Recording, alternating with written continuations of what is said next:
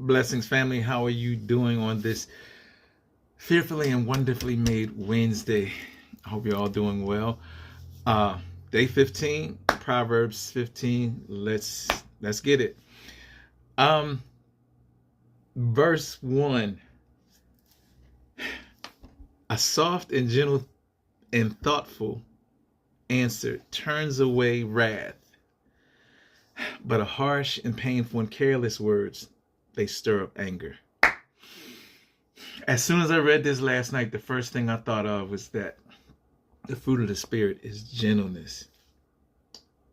Anyway, that was the amplified version. The Passion Translation reads, respond gently when you are confronted and you'll diffuse the rage of another. It goes on to say, responding with sharp cutting words will only make it worse. Don't you know that being angry can ruin the testimony of even the wisest of men? One of the things I learned from my bishop is that it's better to have a prepared response than an immediate reaction. So yeah, and the best way to respond is to already be prepared by walking in the Spirit and walking in wisdom. Anyway, verse 2, the Amplified. The tongue of the wise speaks knowledge that is pleasing and acceptable. And again, this is only a part of the verse. Verse 2, the Passion Translation. When wisdom speaks, understanding becomes attractive.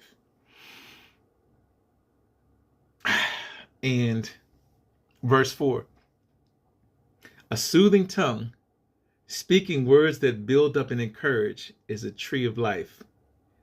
The Passion Translation. I'm going to read this whole one, though.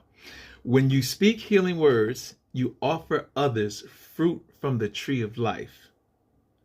But unhealthy, negative words do nothing but crush their hopes. So that's that. What is it called? Contradistinction between the wise and the unwise. Now, one of the things that was also interesting, I was thinking about this today when I was thinking about the scripture, that verse 2 and verse 4 remind me of Colossians 4:6, which reads, Jesus help me, let your speech at all times be gracious and pleasant, seasoned with salt, so that you will know how to answer each one who questions you. That's the Amplified. The Passion Translation reads, let every word you speak be drenched with grace and tempered with truth and clarity.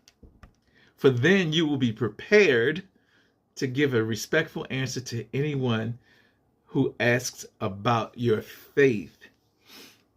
Now, I had to look it up. I wasn't going to, but a little while ago, I just had to look it up. And according to Bible Hub,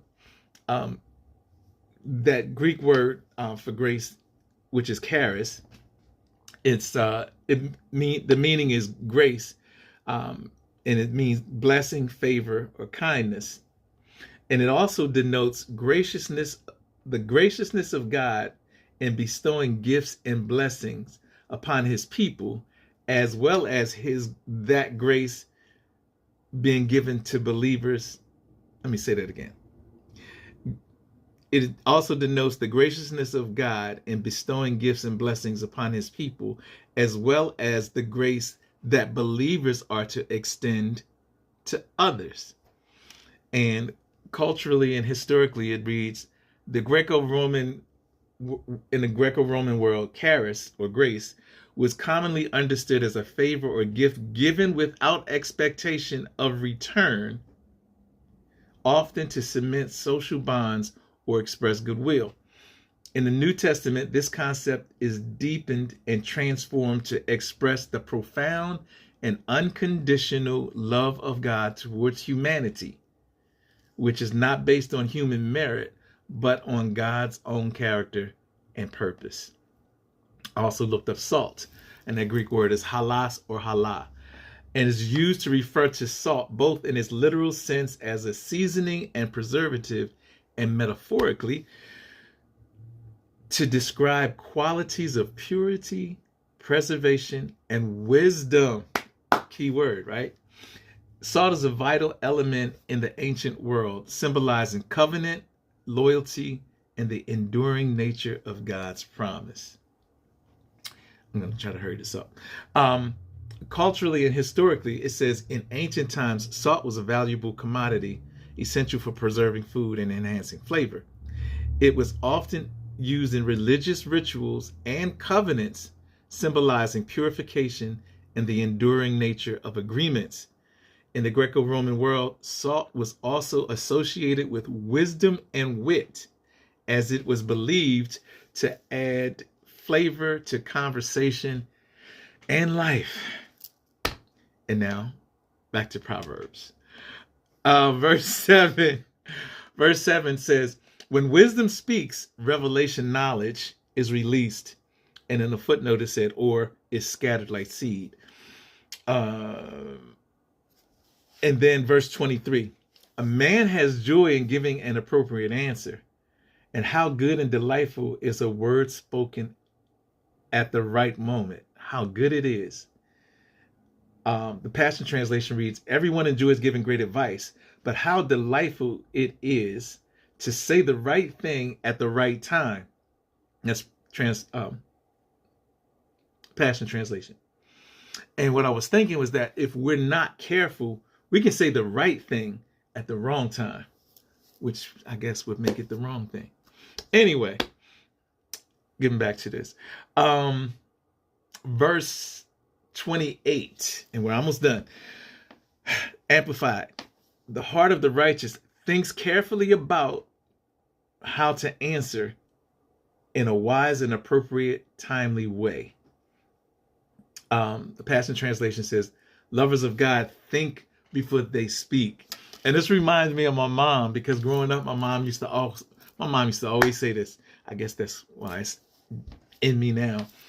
She would say, think twice, speak once. And as an adult, I used to work at I worked in a maintenance department years ago. And my supervisor would always say, when we were building something or fixing something, he would say, measure twice and cut once. But anyway, that's that. That being said, here are 5 takeaways from the wise tongue, or 5 takeaways from the tongue of the wise, based on Proverbs 14 and Colossians 4:6. They speak with knowledge and understanding, and it is pleasant and acceptable, even attractive. 2, their words soothe, build up, and encourage. In other words, they heal and edify. 3, they answer appropriately. Also, what they say is well timed. Number 4, their speech is seasoned with salt or grace. And lastly, they think before they speak. In other words, they consider their words before they comment. That's it. Day 15, Proverbs 15. I hope this blessed you and encouraged you and enriched you. And hopefully, like me, hopefully you learned something today that you didn't know before you clicked on. That being said, see you tomorrow. Well, y'all see me tomorrow. God bless you.